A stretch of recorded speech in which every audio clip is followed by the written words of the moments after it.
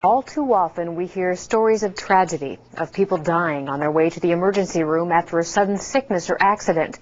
But today we have a story of hope. The man you're about to meet was virtually dead when he arrived at the ER. Not breathing, no pulse, he was blue. Most people in that condition for too long never recover.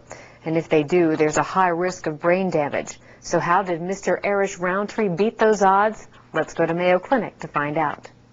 At first, Arish Rountree was just a little short of breath. At one point, I was hyperventilating. It's like I couldn't get enough breath, and I would... But en route to the emergency room, Arish suddenly got worse. He turned to his wife Shirley and said, "I'm not going to make it." He had no signs of life when he came in. Dr. Chris Stewart headed the team that tried to pump life back into Arish. The situation didn't look good. He was gray and not breathing and couldn't get any pulses on him. There was a respiratory arrest. Possibly caused by an underlying lung condition called sarcoidosis. The disease forms scar tissue in your lungs and can prompt bronchial spasms similar to an asthma attack. So we intubated him and started giving him oxygen breathing for him. But by that time, Arish hadn't had a breath in almost 10 minutes, long enough to cause severe brain damage, even death.